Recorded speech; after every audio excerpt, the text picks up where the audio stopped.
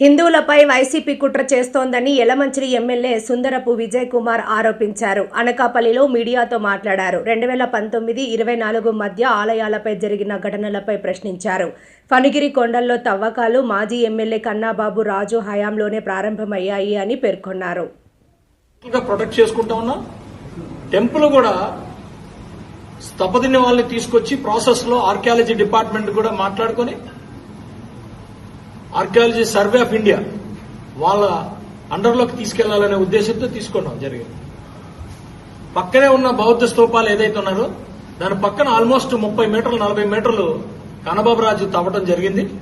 ఇవన్నీ కూడా డెఫినెట్ గా అన్ని ఎంక్వైరీలు చేసిన తర్వాత ఎవరు ఏం చేశారనే దాని మీద పూర్తిగా చేస్తారు. అక్కడికి వచ్చిన ధర్మశ్రీ ఏమీ తెలియకుండా ఏదో ఒకటి మాట్లాడుతూ ఉన్నారు. మరి కన్నబాబురాజుని కూడా తీసుకురావాలి. కన్నబాబురాజు ఒక్కడే ఎందుకు మిస్ అవుతున్నాడు? కన్నబాబురాజుని తీసుకురావాలి కదా. సరే, ఇంకా మేము ముందుకెళ్తున్నాం. డెఫినెట్ గా అక్కడ ఒక కుట్ర జరిగింది హిందువుల మీద. ఆ కుట్ర జరిపి ఈ రోజు మొత్తం వైఎస్ఆర్సీపీ పార్టీ అంతా కూడా కావాలని రెచ్చగొట్టే పరిస్థితి తీసుకొస్తా ఉంది. అవి కూడా మేము సాక్ష్యాలతో సైతం బయట పెడతాం. చట్టరీత్యా వాళ్ళ మీద ఎట్టి పరిస్థితుల్లో ఎవరైతే కుట్ర చేస్తున్నారో వాళ్ళందరినీ కూడా పట్టుకునే పరిస్థితి ఉంటది. అందులో ఏమి ఇబ్బంది లేదు. ఎంతమందైనా తిరగమని మేము అడుగుతున్నాం. 1924 మధ్యలో ఈ రాష్ట్రంలో ఎన్ని గుళ్ళు ఇరిగిపోయినాయి, ఎన్ని విగ్రహాలను చేశారు, ఎన్ని రథాలను తగలెట్టారు, ఎన్ని చేశారు. ఆ రోజు రాని ఈ వైఎస్ఆర్సీపీ నాయకులందరూ ఈ రోజు ఎలాగ వరుస కట్టుకుని వచ్చేది ఇంతమంది. ఇంకా వస్తారు, రేపు వస్తారు, ఎల్లుండి వస్తారు, రమ్మనండి. అవి కూడా అడుగుతారు కదా ప్రజలు, అవి కూడా అడుగుతారు కదా. లేని ఒక ఇది క్రియేట్ చేసి మైనింగ్ అనేది ఒక అంశం అయితే అక్కడ ఆ గుడి ప్రాముఖ్యత, ఆ గుడికున్న పరిస్థితులు ఇవన్నిటి అదొక ఇది.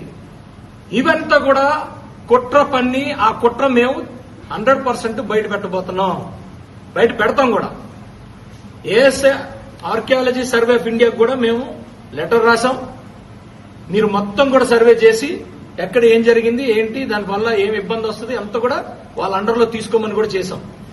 ఒక్కటని కాదు, ఈ 2 సంవత్సరాలు ఎంతమంది దగ్గరికి వెళ్ళాలో అంతమంది దగ్గరికి వెళ్ళాం. ఆ గుడిని, ఆ కొండని, ఏదైతే గిరిని అంతా కూడా మేము సేవ్ చేసుకోవడానికి విపరీతంగా కష్టపడతా ఉన్నాం.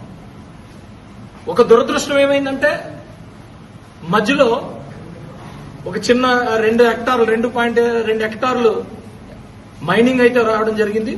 దాన్ని మేమైతే సమర్థించాం. డెఫినెట్ గా వాళ్ళ మీద కూడా మేము చర్య తీసుకుంటాం. అందులో ఎటువంటి ఇది లేదు. అది ఎంత అంటే ఆ ఊరికి సంబంధించిన నా సొంత ఊరది. ఈ రోజుది కాదు, 2000 సంవత్సరాల క్రితం నుంచి ఉన్న ఊరది. మా పూర్వీకులు ఉన్న ఊరది.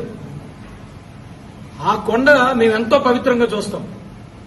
అందుకే 2 సంవత్సరాల నుంచి మీకు తెలుసో లేదో గిరి ప్రదక్షిణలు ప్రతి సంవత్సరం అక్కడ నిర్వహిస్తున్నాం. మాకు ఆ కొండ చాలా పవిత్రమైంది కాబట్టేనే కదా. వాస్తవానికి నా ఒక్కడికే కాదు, ఆ ఊరనే కాదు. నేను డిఆర్సీలోని ప్రపోజల్ పెట్టిన మరుక్షణం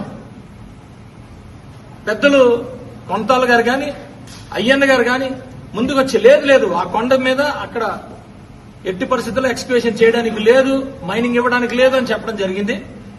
డెఫినెట్ గా అన్నిటి మీద మొత్తం కూడా ఎంక్వైరీ జరుగుతుంది.